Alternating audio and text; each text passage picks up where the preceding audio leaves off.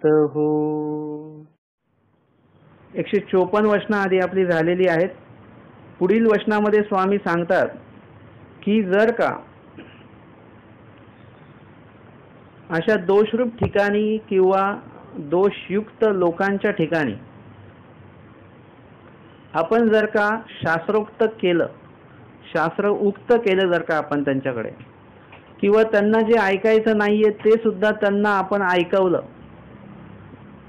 कधी कधी असं होतं की समोरच्याला ऐकायची इच्छा नसते आणि उगाचच ते आई वडील त्याला हात धरून बसवतात, बसा बाबांच्या समोर बसा, बाबा याला सांगा काहीतरी. त्याला ऐकायचीच इच्छा नसते आणि त्याला ते सांगितलं जातं. अशा वेळेस काय होतं की आपण ते रहस्य जर का किंवा गूढ शास्त्र जर का त्यांना सांगत राहिलो एकदम वरच्या टोकाचं, किंवा एखादा व्यक्ती जो आहे तो आपल्याला अधिक मान सन्मान देईल म्हणून आपण जर का त्यांना काहीतरी अधिक शास्त्र सांगत राहिलो, त्याचा अधिकार नसताना त्याची ती ऐकण्याचा तो जो काही वैचारिक ज्याची ही आहे पातळी आहे त्याच्यापेक्षा आपण अधिक त्याला सांगत राहिलो, किंवा एखादा व्यक्ती दोषजनक आहे आणि तो व्यक्ती त्याच्या पुढे जर का आपण हे सगळं सांगत राहिलो तर होईल काय. स्वामी सांगतात, हंगा हे तुमचे रहस्य की मा आपले रहस्य ते आणि का प्रति प्रकटी ना की.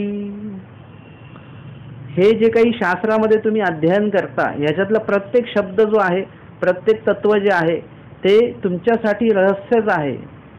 रहस्य कोण्या अर्थी, कारण की हे साधारण तुम्ही जर का इकडे तिकडे कुठेही गेले दुसऱ्या पंथामध्ये तर तुम्हाला हे तत्व, हे शास्त्र हे मिळणार नाही.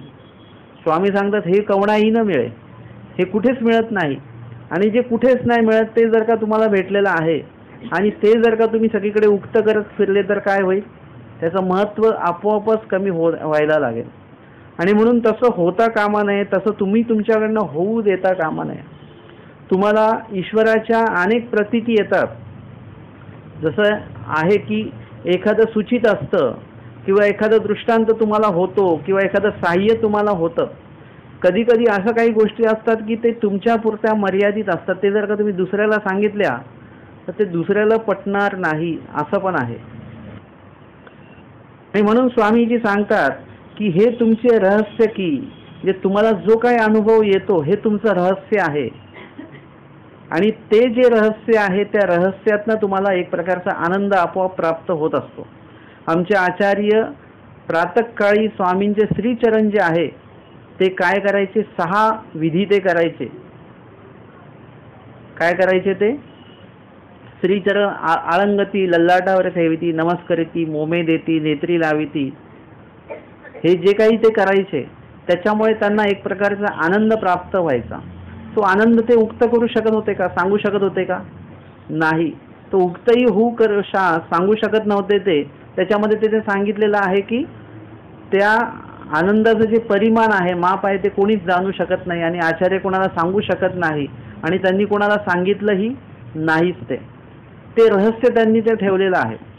त्यानंतर स्वामी गेल्यानंतरच्या काळामध्ये भटोबासांनी जेव्हा डोमेग्राम नमस्कार केलेला आहे, वंदन केलेलं आहे, तर त्यामध्ये छिन्नस्थळीला त्यांना स्वामींचं दर्शन पूर्ण त्या ठिकाणी झालेलं आहे. परंतु ते त्यांनी कोणालाही सांगितलं नाही. त्यांनी एकाला सांगितलं, नाती नागायसाला, पण त्यांना सांगत असताना त्यांनी सांगितलं की तुम्ही कवीश्वर बसांना हे सांगू नका बरं का, हे मला असं दर्शन झालेलं. त्यांना ते मान्य होणार नाही. आता परंतु त्यांना असं वाटलं की अरे आचार्यांनी जर का सांगितलेलं आहे, आचार्यांना जर का दर्शन झालेलं आहे तर कवीश्वर बास का नाही मान्य करणार. आणि म्हणून एकदा बोलता बोलता त्यांच्याकडनं ते सांगितलं गेलं आणि कवीश्वर बासांनी लगेच तिकडे निर्णय लावला की स्वामींनी ते सांगितलंय की आता तर भेट देणारच नाही आम्ही, आता तुम्हाला नव्या संबंध. मग कसं काय झालं, मग तेव्हा त्यांच्या लक्षात आलं की भटोबासांनी का सांगितलं होतं मला की ह्यांना सांगू नका म्हणून. हे रहस्य असतं. अशा काही गोष्टी तुमच्या पुरत्या मर्यादित असतात तर त्या तुम्ही काय केल्या पाहिजेत, त्याचा आनंद तुम्ही घेतला पाहिजे. तुम्ही ते वाटण्यासाठी नाही आहे, ती गोष्ट ती वाटून घेण्यासाठी आहे. तुम्हाला स्वतःला वाटलं पाहिजे की देवा माझ्यासाठी देवाने किती हे केलेलं आहे. आमच्या स्वामींनी भटोबासांसाठी जेव्हा भटोबास तापामध्ये नेवाशाला निघालेलं स्वामींचं काही पूजाद्रव्य आणण्यासाठी आणि अशा वेळेस स्वामींनी त्यांच्यासाठी शिदोरी पाठवलेली आहे. हे सुद्धा काय आहे, एक रहस्य आहे.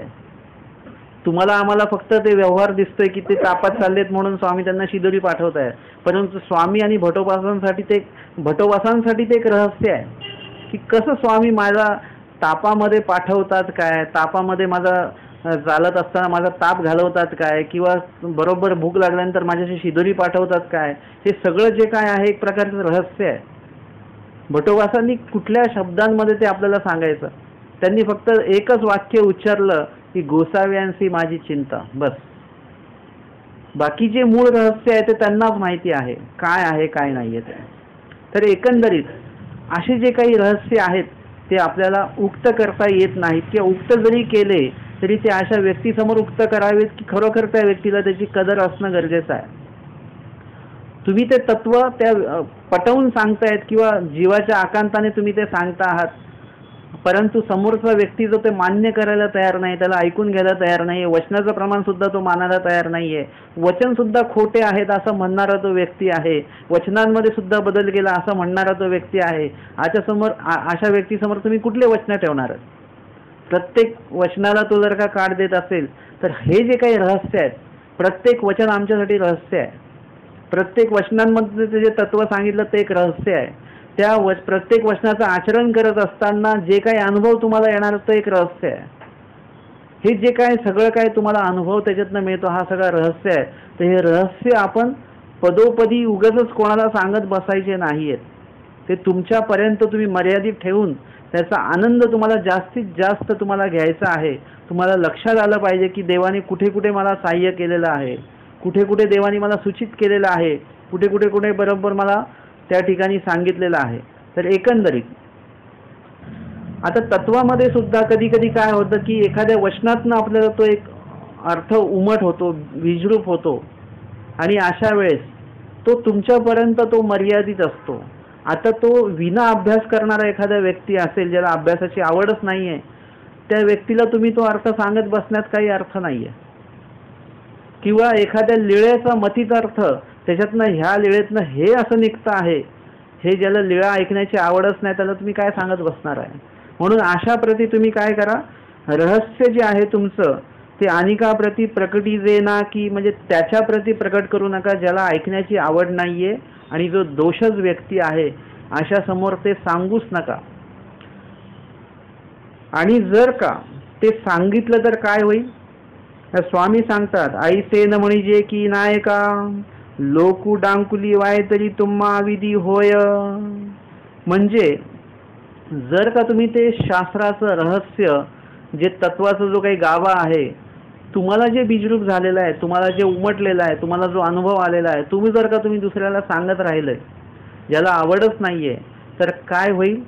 किंवा जे अन्य आहेत, मानवपंथीय ते नाहीयेत, ते आपल्या मानवपंथाच्या विरोधक आहेत, अशा व्यक्तींना जर का तुम्ही कितीही चांगलं तत्व सांगितलं, की त्यांना जर का सांगितलं की आमच्या स्वामींनी भीक मागून खायला नाही सांगितलं, भिक्षा मागून खायला सांगितलेलं आहे, असं जर का सांगितलं त्यांना, तर ते काय घेतील त्याच्यातनं? तुम्हाला आयतं खायला पाहिजे, काढेल तो. आम्हाला स्वामींनी स्मरण करायला सांगितलेलं आहे, एका ठिकाणी बसायचं शांतपणे आणि स्मरण करायचं, ध्यान साधना करायला आमच्या देवानी सांगितलेलं आहे. मग तो काय म्हणेल? तुम्हाला कष्ट करायला नको, एका ठिकाणी बसून राहायला पाहिजे. म्हणजे तो त्याच्यातनं कशातनं पण तो दोषच काढणार. तैसिया स्थानी, म्हणजे तशा लोकांच्या समोर आपल्याला ते बोलायचं नाहीये. हे तुमचे जे काही तत्वाचे किंवा आचरणाचे जे रहस्य आहेत ते तुम्ही त्यांच्या प्रती सांगायचे नाहीयेत किंवा त्यांच्यासमोर बोलायचे नाहीयेत. आणि जर का तुम्ही बोललं तर काय होईल?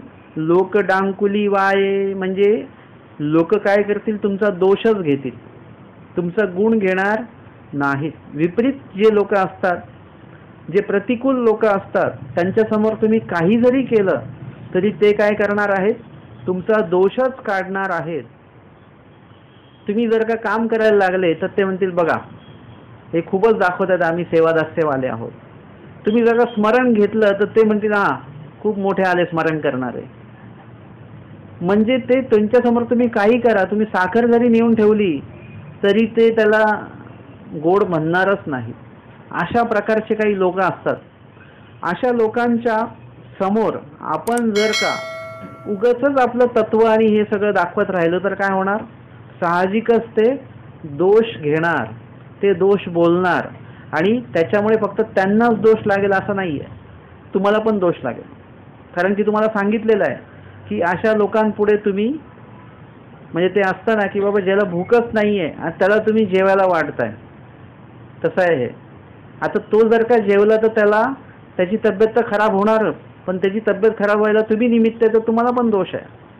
म्हणजे बघा असं आहे ते. म्हणून स्वामींनी तिथेच मागेच वचन सांगून ठेवलेलं आहे की आरताप्रती बोलावे. ज्याला आवड आहे, ज्याला कुठेतरी ऐकण्याची इच्छा आहे, तळमळ आहे, अशाच व्यक्ती समोर बोलावं, अशाच व्यक्तीला ते सांगावं.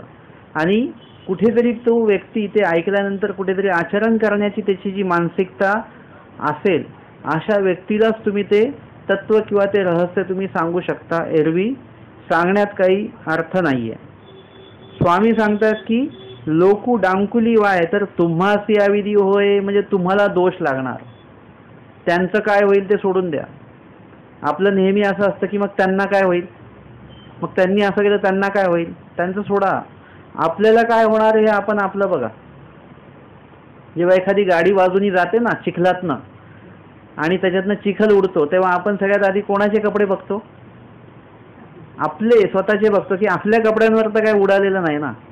तसं आपल्याला बघा की आपल्याला तर अविधी होत नाही ना, आपल्याकडनं अविधी होता कामा नये आणि आपल्याला अविधी होता कामा नये. या दोन गोष्टी जपा. बाकी कोणी अविधी करतंय काय करतंय ते बात सोडून द्या, त्यांच्यापासून लांब राहा, त्यांच्या संपर्कात जाऊ नका. आणि आपलं जे आहे आपल्या पद्धतीने आपण हे बघितलं पाहिजे की आपल्याला अविधी होता कामा नये. अविधी कशामुळे होऊ शकतो ना, अन्य कथने जाय. अन्य कथने जाय म्हणजे अन्याप्रती जर का तुम्ही कथन करत बसले, त्यांना सांगत राहिले, तर काय होईल, तुमचं शास्त्राचं रहस्य तर जाईलच, परंतु तुम्ही सुद्धा कदाचित धर्मापासून जाऊ शकता. का माहिती आहे? कारण की अन्य व्यक्ती जो आहे तो गपचूप ऐकून घेणार नाही. तो तुम्हाला त्याचे पण, तुम्ही 10 किस्से तुमचे सांगितले तर कमीत कमी 5 तरी ते तत्व त्याचे सांगेल तो. मग आपण कुठेतरी हळूहळू हे म्हणू, अरे वाचलं पाहिजे तुमचं. मग हळूहळू आपण कदाचित त्यांच्या विचारांमध्ये गुरफटल्या जाऊ शकतो. कोण? जो कोमळ ज्ञानी आहे किंवा जो असा कच्चा आहे, तो जो जरड व्यक्ती आहे तो नाही जाणार तिकडे, परंतु जो कच्चा व्यक्ती आहे तो, त्याला कदाचित तो धर्म त्याचा आवडायला लागू शकतो, असंही होऊ शकतं. म्हणून अन्य कथने जाय. आणि पुढे तर स्वामी सांगतात की जेथुनी होय तेथची विपरीत बुद्धी जाय. म्हणजे ज्यांच्याकडनं तुम्ही शास्त्र ऐकतायत त्याच्यावर तुमची श्रद्धा असणं खूप गरजेचं आहे. की तुम्ही ज्यांच्याकडनं ऐकता आहात त्या व्यक्तीवर तुमची श्रद्धा असणं खूप गरजेचं आहे.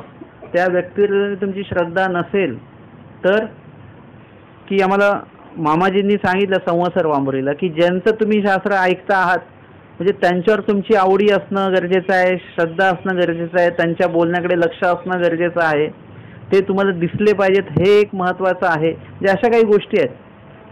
आणि जर का ते नसेल तर काय होईल, जेथुनी होई तेथेची विपरीत बुद्धी जाय. त्याच्यावर जर का आपली अश्रद्धा असेल, त्याचेच जर का आपण दोष बघत असू तर काय होईल, जो आपल्याला शास्त्र सांगतो आहे, आता त्यांनी सांगितलं की असं असं केलं पाहिजे, ते म्हणे बाबा मग तुम्ही का नाही करत, म्हणजे त्यांच्यावर विपरीत होत आहे.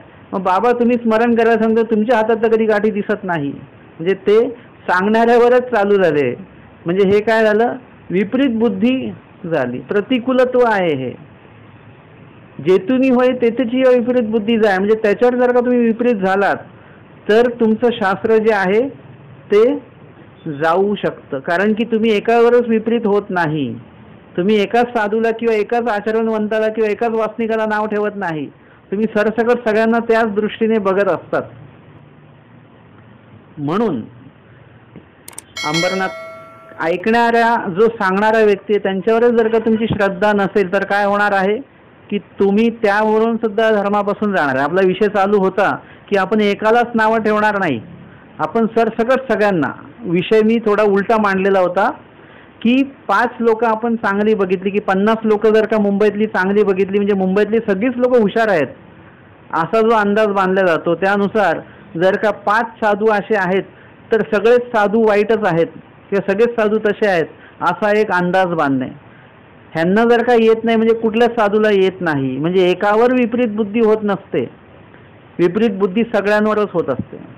आता प्रत्येक वेळी असं असतं ना की बाबांना मी प्रश्न विचारला आणि बाबांना उत्तरच आलं नाही, असं नसतं बरं का. बहुतेक वेळा बाबांना तुम्हाला उत्तर द्यायचं नसतं असं पण असतं, असं पण हे असतं. तुम्ही ज्यांच्याकडनं शास्त्र ऐकता आहात, ज्यांच्यावर तुमची श्रद्धा आहे, ती श्रद्धेमध्ये जर का तुम्ही बिघाड केला, अश्रद्धा निर्माण झाली, तर तुम्हाला जे प्राप्त झालेलं शास्त्र आहे ते बीजरूप झालेलं आहे, ते बीजरूपता त्याची निघून जाईल म्हणा, किंवा ते बीजरूपच होणार नाही. त्यातलं जी काही परिपक्वता तुमच्याकडे येणार आहे किंवा आलेली आहे ती सगळी त्याच्यातनं जाऊ शकते, असं सुद्धा होईल. आणि म्हणून आपली श्रद्धा जी आहे परमेश्वरावर, अधिकरणांवर, साधूंवर, चतुर्विध साधनांवर ही कायमस्वरूपी सदोनित असू द्यावी, याच्यामध्ये कुठल्याही प्रकारचा तुटसानपणा येऊ देऊ नका, हेच या वचनातनं आम्हाला स्वामींनी सांगितलेलं आहे.